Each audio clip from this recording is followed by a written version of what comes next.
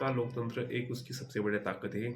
लेकिन आपको क्या पता है कि भारत का लोकतंत्र के बीच बहुत हज़ारों साल पुराना एक सभा और समिति का जिक्र आता है। वहाँ से ही हम देख सकते हैं कि भारत में लोकतंत्र की शुरुआत हुई थी। और आज हमको ये बचाना बहुत ज़रूरी है, क्योंकि हमारे पुरखों ने बहुत त्याग करके इसे भारत में लाया है। तो इसे बचाने का हमारा नैतिक अधिकार बनता है। सबसे पुराना और अच्छा उदाहरण है एथेंस। एथेंस में सोक्रेटिस ने लोकतंत्र के बारे में एक चुनौती दी थी कि अगर हम अनपढ़ और लापरवाह लोगों के हाथ में लोकतंत्र को दे देंगे तो एक दिन वो नष्ट हो जाएगा।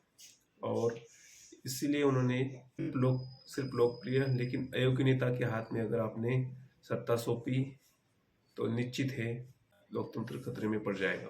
एथेंस ने यही गलती की और नतीजा ये हुआ कि उसका लोकतंत्र हमेशा के लिए खत्म हो गया। एथेंस में जब लोकतंत्र की शुरुआत हुई थी तब तब सोक्रेटिस ने उनको एक चेतावनी दी थी कि आप अगर अनपढ़ और लापरवाह लोगों के हाथ में लोकतंत्र सौंपेंगे तो इससे उसका नतीजा ये हो सकता है कि वहाँ से लोकतंत्र को धोखा निर्माण हो सकता है। लेकिन लोगों ने उस वक्त सोक्रेटिस की बात नहीं सुनी और एथेंस ने फिर ये गलती कर दी और वहाँ के सिर्फ लोकप्रिय जो कि अयोग्य शासक थे उनके हाथ में लोकतंत्र सौंप दिया और धीरे धीरे वहाँ से लोकतंत्र हमेशा के लिए खत्म हो गया। तो बेसिकली सोक्रेटिस ने इस लोकतंत्र की तुलना एक जहाज से की थी जो कि समंदर से गुजर रहा है, और लोकतंत्र में जो सिटीजन्स है उनकी तुलना वो जहाज में जा रहे लोगों के साथ की थी।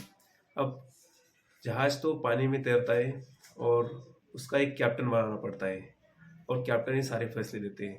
तो जो जहाज के लोग हैं अगर वो सही आदमी को कैप्टन नहीं बनाएंगे तो क्या होगा, अल्टीमेटली जहाज डूब जाएगा। अब अगर इस जहाज का कैप्टन बनाने का जो प्रोसेस है वो सिर्फ और सिर्फ लोकतंत्र की जो पॉपुलर आदमी है वहाँ पे उसका चयन किया जाए और उसको जहाज चलाना नहीं आता हो, तो एक अयोग्य व्यक्ति को हम जहाज का कैप्टन बना देते हैं और वो कैप्टन को जहाज को किसी भी तरह से वो ले जाने में कामयाब नहीं हो पाएगा अपने स्थान पर और बीच में डूब जाएगा।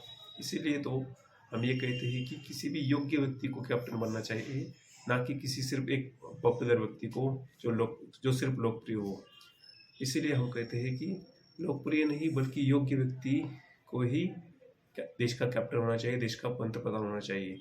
इसीलिए तो हम ये बोल सकते हैं कि सोक्रेटिस ने जो चुनौती दी थी वो आज के काल में भी लागू हो। तो जो सिटीजन्स होते हैं लोकतंत्र के उनको एक्टिवली सहभाग लेना बहुत जरूरी होता है ताकि कोई भी लोकतंत्र हमेशा बच पाए।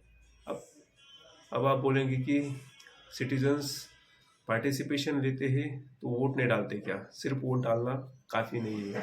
अगर वोट ही डालना काफ़ी होता तो 5 साल में एक बार वोट डाल के आप लोकतंत्र का हिस्सा नहीं बन सकते।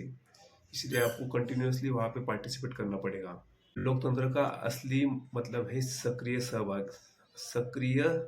भागीदारी। मतलब कि सक्रिय भागीदारी जब तक आप नहीं दिखाते तब तक देश के जागरूक नागरिक नहीं बनते।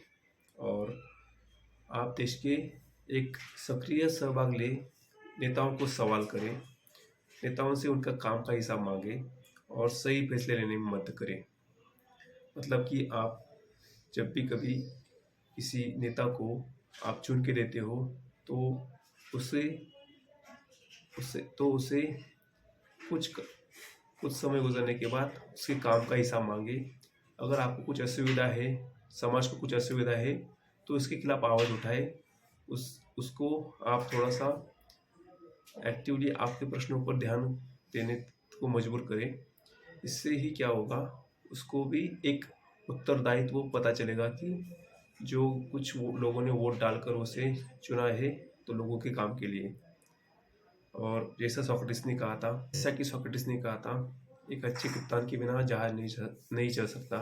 लेकिन अगर लोगों को ही मालूम नहीं कहाँ जाना है तो एक अच्छा कप्तान भी जहाज को नहीं बचा सकता। तो सीखते हम अपने इतिहास से।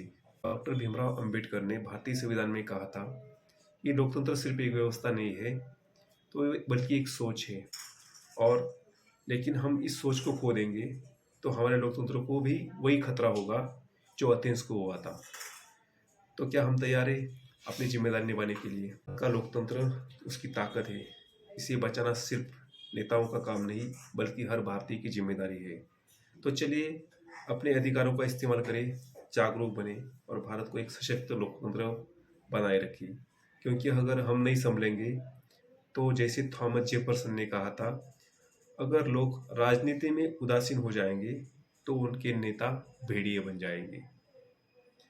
अगर आपको वीडियो पसंद आया हो तो इसको शेयर करें, लाइक करें, हमारे चैनल को सब्सक्राइब करें, अपने विचार नीचे कमेंट में ज़रूर बताएं। धन्यवाद।